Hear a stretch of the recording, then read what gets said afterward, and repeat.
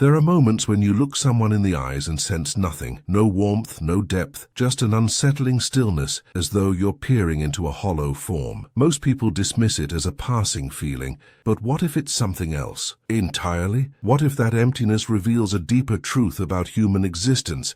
Over a century ago, Neville Goddard, one of the most enigmatic spiritual thinkers of his time, made a claim that still echoes today. He proposed that not every person walking this earth carries a soul. At first glance, it's a statement that sounds too bold to consider. But look closer at the world, at human behavior, and the idea starts to find unsettling footholds in reality. Think about the acts of cruelty that unfold daily, seemingly without remorse. The lack of compassion, the absence of empathy, the mechanical way some people move through life. Could these be signs? Goddard suggested that some individuals are born, or perhaps shaped, without that sacred inner core we call the soul. Not as a punishment, not as monsters, but as beings yet to awaken to their divine nature, or perhaps lacking the potential altogether. He wasn't interested in shock value. Goddard believed deeply in human potential and transformation, but he also taught that awareness begins with truth. If we are to navigate a world where not all spirits burn with the same light, we must first learn to recognize the difference between light and shadow, not to judge, but to discern. This idea, radical as it may seem, invites us to reconsider our most basic assumptions about humanity. If the soul isn't a universal feature, but a possibility waiting to be realized, or not, what does that mean for how we relate to each other? What does it mean for how we protect our energy, our purpose, our inner flame? Imagine crossing paths with someone who seems entirely ordinary, well-spoken, socially adept, maybe even charming, but after a while something feels off. You notice they mimic emotions rather than feel them. Their reactions seem rehearsed, or their kindness transactional. Eventually you're left with an impression that's hard to articulate. They're present, but not really there. Neville Goddard once described certain individuals not as evil or broken, but as spiritually vacant. He called them vessels, functioning bodies animated by instinct and memory, but lacking the inner compass we associate with soulful existence. These people, he said, live without that divine imprint that allows us to connect beyond survival, to love without condition, to feel the pain of another as if it were our own. This wasn't mysticism for mysticism's sake. Goddard observed that not all humans are guided by something higher. Some are driven entirely by habit, by external programming, by whatever environment has shaped them. They adapt, they perform, they obey rules, but nothing stirs within. There's no genuine yearning for truth, beauty, or transcendence, just imitation. The theory challenges everything we take for granted. It suggests that while the human form may be universal, the presence of a soul is not. And that raises a powerful question. How many of the people we encounter every day are simply responding to life like mirrors, reflecting what they've absorbed, but never truly originating anything from within? When you recognize these empty vessels, you don't condemn them. You protect yourself. You stop expecting authenticity where none can exist. And maybe you learn to reserve your light for those capable of seeing it. Long before psychological terms tried to explain human coldness, ancient spiritual paths had already noticed a strange absence in some people, an emptiness not caused by trauma or upbringing, but something far deeper. Across continents and centuries, mystics, monks, and even priests have whispered of beings that seem human in every way, yet lack the spark that gives life true meaning. Neville Goddard wasn't the only one to sense this void. In his teachings, he spoke of the human soul not as a given, but as a potential, something that could be missing, asleep, or not yet formed. And while that idea rattled modern minds, others in different traditions quietly agreed. In Catholic circles, the late Father Gabriele Amorth, famed exorcist of the Vatican, told stories that went beyond demonic possession. He described people whose spirits couldn't be reached, whose energy felt alien, unreachable, immune even to sacred rites. In Eastern traditions, similar patterns appear. Talk of those who live detached from any inner stillness, incapable of spiritual resonance. Even some indigenous shamans warn of spiritless people, those born without connection to the ancestors or natural forces. It's as if the soul, in some rare cases, simply didn't anchor itself. But here's what matters. These traditions don't always interpret this as evil. Often it's seen as a kind of spiritual silence, a signal that not every life is lit from within. And if that's true, then perhaps our role isn't to fear such people, but to recognize them, understand them, and above all, protect our own spiritual center when near them. Goddard believed that awareness wasn't about labeling others. It was about staying awake in a world full of distractions, illusions, and yes, empty shells. What truly separates a human from a machine isn't the ability to think. It's the ability to feel beyond oneself, to care without gain, to see dignity in a stranger's suffering. That, many would argue, is the soul in motion. Neville Goddard often taught that the soul is not some invisible organ you're born with, but a dynamic force, an awareness of the eternal within the temporary. To him, it was what allowed us to transcend survival and glimpse the sacred in everyday life.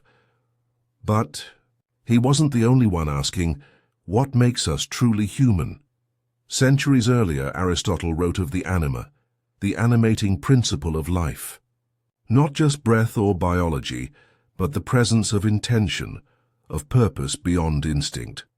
Fast forward to the modern era, and psychologists like Carl Jung began describing the soul in different terms. He saw it as the source of meaning and connection, the force behind our capacity to relate, to symbolically interpret the world, to dream not just while sleeping, but while awake. And yet, what happens when someone seems to lack this? When a person walks through life without empathy, without awe, without any trace of inner reflection? Philosophers noticed it, therapists encountered it, and spiritual teachers like Goddard gave it a name, not as judgment but as recognition. He believed that when people operate only from the surface, something is absent beneath. Not intelligence, not behavior, but depth. The inability to feel remorse or wonder may not be a flaw of psychology, but a signal that the soul has not yet entered the room, and that's why knowing this matters. Not to accuse, but to remember. While the soul may be hidden, it is not always present. And that makes all the difference in how we relate, how we trust, and how we protect what is sacred within ourselves. Some people close their eyes at night and enter worlds they barely remember. Others wake up every morning with nothing, no images, no stories, no trace of that inner theater we call dreaming. And while it may seem harmless, Neville Goddard believed this absence could mean more than we think. For Goddard, the dream state wasn't just a mental phenomenon, it was a spiritual gateway, a place where the soul whispers, where intuition speaks in symbols, and where hidden truths surface. He taught that our connection to the unseen is often most alive in sleep. But when that connection weakens, when the dreams disappear, it may be a sign that something vital has gone quiet inside.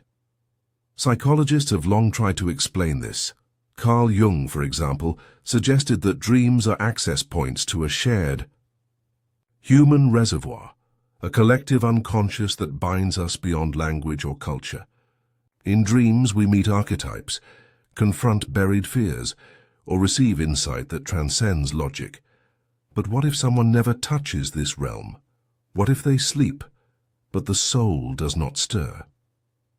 In Goddard's view, this isn't just a neurological quirk, it's a spiritual disconnection, a symptom of a life anchored only in the visible, the measurable, the surface, a life with no thread leading back to the deeper self. He warned that people who never dream, or worse, who live as if dreams don't matter, may have drifted too far from the soul's current.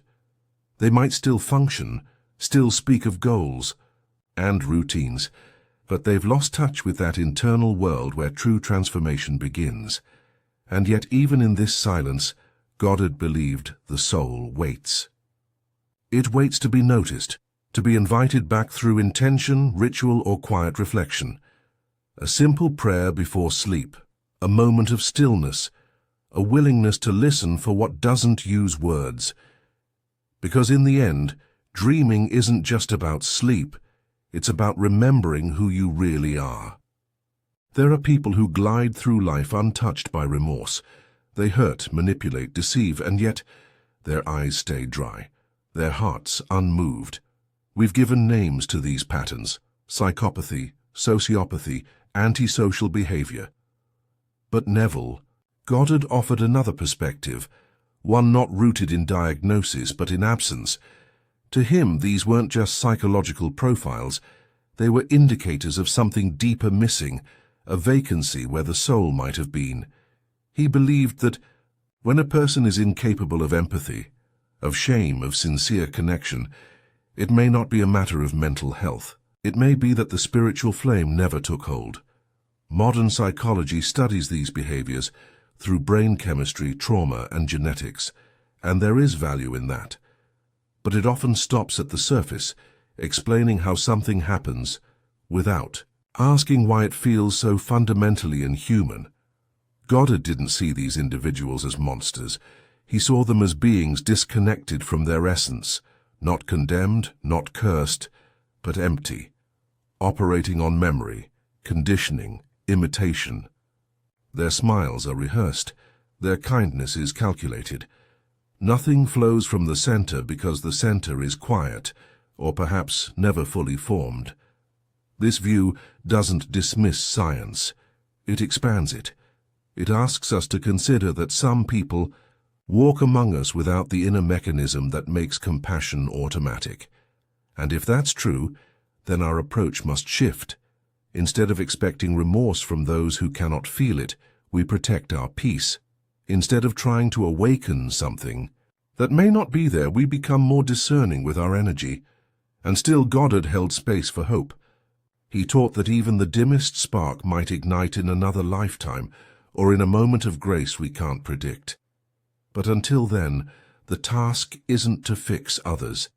It's to remain grounded in our own soul, and to recognize when we're in the presence of someone who's forgotten theirs. Imagine lying still, your body at rest, yet something in you lifts, watches, hovers. You see yourself from above, motionless, breathing, while you drift elsewhere. Thousands have described this moment, and to Neville Goddard it was more than a strange phenomenon. It was proof. Consciousness is not trapped in flesh. For Goddard, the soul was not limited to location. It could expand, observe, even detach. And when it did, it revealed a profound truth. We are more than our thoughts, more than our biology, more than the name on our passport. These out-of-body experiences, whether triggered by trauma, meditation, or deep sleep, pointed to a self that didn't end with skin. Science calls these episodes dissociation or neural anomalies, but what science often struggles to grasp, Goddard embraced as confirmation. He believed that human awareness could exit the physical shell because it was never entirely confined to it. The body was a vehicle. The soul, the traveler. What's striking is how consistent these accounts are. People from all cultures describe hovering above hospital beds, floating through walls, witnessing conversations they couldn't have otherwise known. Their stories suggest a consciousness that operates beyond the brain, a form of perception untethered from matter. Goddard saw in these experiences the whisper of eternity. He taught that the soul exists on levels beyond sight, and that these temporary separations prove its autonomy. And if the soul can exist apart from the body, then perhaps its absence in some people is not just metaphorical. Perhaps for reasons unknown, the connection never fully formed or detached long ago. These moments challenge everything we assume about what it means to be alive, and in that challenge, They invite a deeper awareness, that not all who walk, feel, not all who speak know, and not all who breathe are awake in the spiritual sense, but those who've glimpsed life from beyond the body often return changed, more humble, more curious, more attuned. And that, Goddard believed, was the beginning of real vision. There's a difference between knowing what's right and feeling it. The first can be taught. The second comes from somewhere deeper, a place reason alone can't reach. Neville Goddard believed that this inner compass, this silent force pulling us toward truth, is the clearest sign that the soul is present and active. Think about it. Two people face the same ethical dilemma. One chooses what benefits them, calculating consequences with cold logic. The other hesitates, moved by something unseen, a pang of conscience, a sense that doing harm, even in secret, is a betrayal of who they are. That hesitation? Goddard saw it as the soul speaking. Philosophers like Immanuel Kant argued that moral law isn't imposed from outside, but emerges from within, an innate structure that guides behavior, even when no one is watching. Goddard would say this isn't just morality, it's memory. The soul remembers its higher nature, and that memory manifests as empathy, as integrity, as the refusal to dehumanize. But what happens when that memory is missing? There are those who lie without guilt, manipulate, without pause, harm without reflection. You won't see remorse in their eyes. You won't feel warmth in their presence. According to Goddard, these aren't simply people who've made bad choices. They may be living without access to the very thing that makes moral discernment possible, the soul. In one of his most discussed lessons, he spoke of individuals who operate entirely through intellect and conditioning. Outwardly they appear normal, even successful, but inwardly there is a stillness not of peace but of absence, no yearning for truth, no love of beauty, no spiritual gravity. Goddard didn't teach this to inspire fear. He taught it to sharpen perception, to remind us that morality isn't just behavior, it's evidence. It shows us who has remembered their divine origin and who may still be sleepwalking through existence. And in that awareness, we learn not to judge, but to recognize. Because once you see the soul at work in someone, you'll never confuse it with cleverness again. Some people grow kinder with time. They become softer, more patient, more aware of the invisible ties that connect all living things. Others, exposed to the same world, seem to move in reverse, growing colder, more self-absorbed, untouched by suffering around them.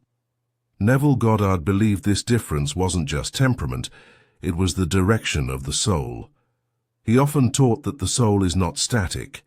It can awaken and expand, yes, but it can also withdraw. It can forget itself. Just as a body strengthens through movement or weakens through neglect, the soul responds to choice. Not grand dramatic choices, but the small quiet ones made each day. Kindness or cruelty, truth or convenience, compassion or indifference. Goddard didn't speak in terms of sin or punishment. For him, the soul evolves through alignment with the eternal, through choices that reflect the truth of our divine nature. But when we reject that nature repeatedly, when we numb ourselves to the suffering of others, the soul doesn't vanish. It dims. History offers countless examples. In the darkest moments of humanity, times of war, oppression, atrocity, some people held onto their dignity, their empathy, even their sense of sacred responsibility. Others abandoned it without hesitation. Goddard saw in this contrast the fingerprints of spiritual memory, or the absence of it. Psychologist Viktor Frankl, who endured the horrors of the Holocaust, observed something similar. He noticed that in unimaginable conditions, some clung to meaning, while others surrendered to brutality. Goddard would say this revealed the degree to which each soul had remembered its source. And then there are those who seem entirely detached from any sense of wonder. Nothing moves them. Nothing feels sacred, not art, not love, not life itself. To them, morality is a game, beauty is decoration, and meaning is a myth. Goddard likened this state to spiritual regression, a return to sleep, where the soul is buried beneath layers of ego, distraction, and materialism. But even here, he never gave up hope. He believed that the soul, no matter how dormant, still carries within it the seed of awakening, and sometimes it only takes a crack in the illusion, one quiet moment, one selfless act, for the light to break through again. Not every absence is permanent. Sometimes what looks like emptiness is actually something buried, hidden beneath layers of pain, confusion, or silence. Neville Goddard believed that many people who seem spiritually disconnected aren't without a soul. They're simply unable to express it. And that blockage often begins with trauma. He taught that the soul is like light shining through a lens. When the lens is clear, the light spreads freely. But trauma, especially deep unresolved trauma, can cloud that lens, distorting or dimming what would otherwise be radiant. The soul is still there, but its signal gets lost in static. Modern science has started to catch up with this idea. Researchers in epigenetics have found that trauma doesn't just affect individuals, it can alter the way genes express themselves across generations. The emotional weight carried by a grandmother can shape the behavior of her granddaughter, even if they never met.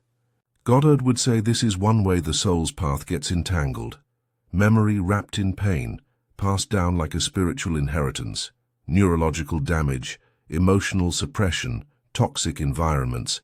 They all contribute to this spiritual muting.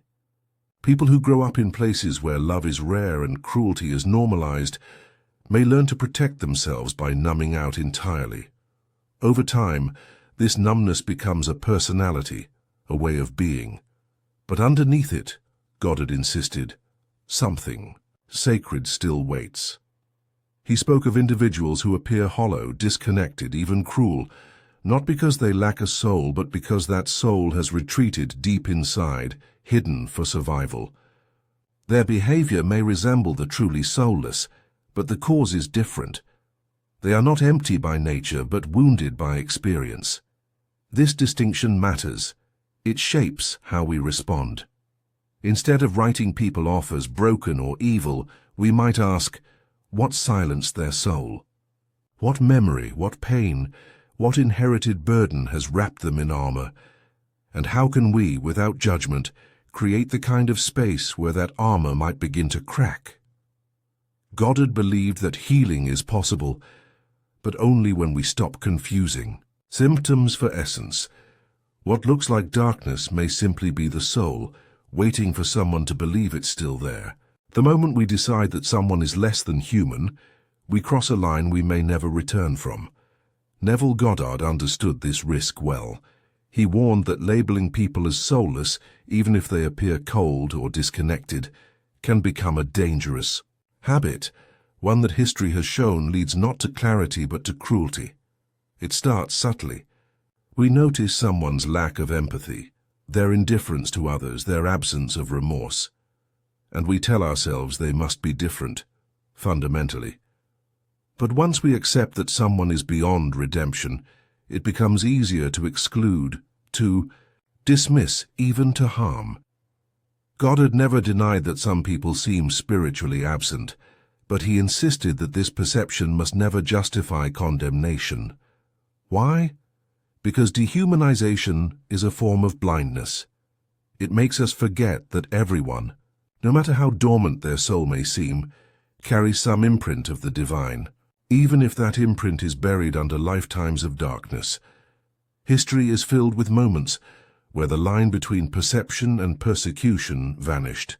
Entire groups labeled as soulless or inferior, treated as objects rather than people. Every atrocity began with a judgment that someone else was no longer worthy of dignity. Goddard's approach was radically different. He taught that spiritual discernment is not about separating the real humans from the hollow ones. It's about protecting your own awareness while refusing to fall into judgment. Yes, some people are spiritually silent, but silence is not the same as absence, and absence is not the same as loss. In one of his most sobering reflections, he said, "Judge the behavior, not the being. For you do not know what slumbers beneath the surface, or what moment might awaken it." That's the paradox. To recognize spiritual disconnection without becoming spiritually disconnected ourselves. To guard our energy without closing our hearts. To see clearly, but never forget the weight of our own shadow. Because the moment we begin to call others soulless as a way to elevate ourselves, we've already started to forget our own. It's easy to believe some people are too far gone, that nothing can change them, that no light could ever reach what looks so dark. But Neville Goddard refused to accept that. To him, no soul was ever truly lost, only delayed, obstructed, or deeply asleep. He often spoke of time not as a straight line, but as a series of cycles, opportunities for learning, failing, and returning. What appears as cruelty in one life may be the residue of pain from another, and what seems like an empty shell today might become a vessel of grace tomorrow. That, he said, is the mystery of reincarnation. The soul doesn't vanish, it journeys. Across spiritual traditions, this idea finds echoes. The Buddha nature, the divine image, the eternal spark, all speak of a presence within each being that may be forgotten but never erased. Goddard aligned with that vision. He believed that even the most destructive person is not outside redemption, but simply operating under a veil, cut off from their origin, trapped in layers of illusion. The process of awakening isn't always dramatic. Sometimes it begins with a question, a dream, a moment of silence so sharp it breaks the cycle. Other times, it takes lifetimes. But the possibility is always there, he said, because divinity is not earned, it's remembered. That's why he urged caution with judgment. To say someone is soulless may reflect more about our impatience than their potential. Yes, there are people whose actions seem irredeemable, but what if those very actions are the echoes of a soul struggling to find its way back? In many of his lessons, Goddard described spirits that, after death, began to recognize the harm they caused, not out of guilt imposed by some divine judge, but from an awakening within. They saw, they wept, and in that seeing the healing began. He wanted us to understand that transformation is not a reward, it's a return. And when we dismiss someone as incapable of redemption, we interrupt that return. We place another wall between them and the light they've forgotten they carry. So when you encounter someone who seems unreachable, ask not what they've become, but what they've forgotten. And remember, even the dimmest soul carries within it the blueprint of awakening. In a world flooded with noise, the soul speaks in whispers. But most people never hear it, not because they're unwilling, but because they've forgotten how to listen. Neville Goddard believed that spiritual awareness isn't something you stumble into, it's something you practice daily, quietly, with intention. He often spoke of life as a mirror, reflecting not what we say we believe, but what we consistently feel.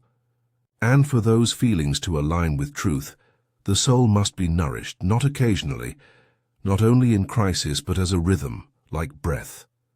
Without that rhythm, even the most sincere person drifts into autopilot. This isn't about dogma or rituals. Goddard wasn't concerned with appearances. He focused on presence. A moment of silence in the morning, a deliberate pause before reacting, a conscious act of kindness when no one is watching. These were his forms of prayer, simple gestures that tether the soul back to its source. He warned that spiritual disconnection doesn't begin with catastrophe. It begins with distraction, the phone that replaces stillness, the news that replaces reflection, the busyness that drowns out wonder. Day by day, people forget who they are, until the soul becomes just another theory instead of a lived reality. But there's another path. Just 5 minutes of stillness, he said, can reroute the entire trajectory of a life, not because the act itself is grand, but because it shifts the center. It reminds the body that it has a spirit. It reminds the mind that it is not the master. And slowly, the forgotten becomes familiar again. Goddard often asked, what would change if you lived as though your soul were real and listening? That question wasn't meant to impress, it was meant to disrupt, because in the end, spiritual reconnection isn't about escaping the world, it's about remembering who you are while standing firmly in it. And the only way to stay awake in a sleeping world is to build daily habits that honor the part of you that never sleeps. Look around. The world moves fast, but something's missing. You can feel it in the hollow conversations, in the obsessive chase for status, in the quiet despair behind polished smiles.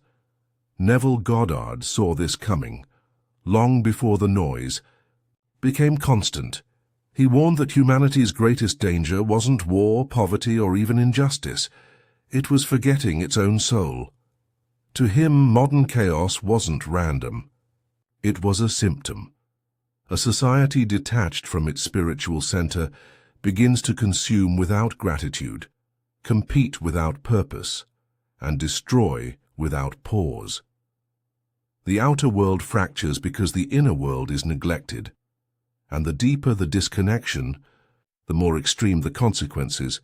Goddard never romanticized suffering, but he did say that crisis can serve as a wake-up call, a violent interruption that forces us to ask, what have we abandoned? His answer was always the same: ourselves, our silence, our inner compass, the sacred rhythm of being that no algorithm can imitate. He believed that no matter how far we stray, the soul remains waiting, not passively but patiently, ready to guide us back the moment we choose stillness over stimulation, compassion over control, meaning over momentum. In today's world, that choice may seem small, insignificant, but it's the seed of everything. One moment of honesty, one act of forgiveness, one refusal to numb. These are the beginnings of awakening, not just for individuals but for humanity. Goddard's message wasn't meant for monasteries or mountaintops. It was meant for grocery lines, traffic jams, late-night doubts. He taught that spirituality isn't about escaping reality. It's about transforming how we show up in it. Because every soul that remembers itself becomes a light, and every light pushes back the dark, even if only a little. So if the world feels like it's falling apart, maybe that's the sign. Not of the end, but of the invitation to remember, to reconnect, to rebuild from the inside out. And if that seems too hopeful, remember what Goddard believed. The soul is eternal, and even when buried, it's never truly lost. What if the real danger isn't that some people lack a soul, but that so many have forgotten theirs? In a time when appearances are polished and distractions endless, it's easy to confuse surface for substance. But as Neville Goddard taught, the soul isn't a performance, it's a presence, quiet, steady, waiting. We're not here to point fingers or decide who's awake and who isn't. We're here to remember that we can wake up. That no matter how disconnected the world becomes, there's always a way back to what's real.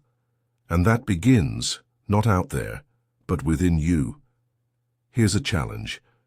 For the next 7 days, take 5 minutes each morning to sit in stillness. No phone, no goals, just breathe and ask yourself one honest question. Am I living from my soul or from my habits? Write down what comes up. Don't judge it, just observe. That's where the reconnection starts. If this message stirred something in you, don't let it fade. Give this video a like, because that helps us reach more people who may be searching for the same clarity. Subscribe to the channel so you never miss another truth-centered reflection like this one. And most importantly, leave a comment. Have you ever sensed that someone lacked something essential? Or maybe, have you ever felt that way about yourself? Let's talk about it. You're not alone.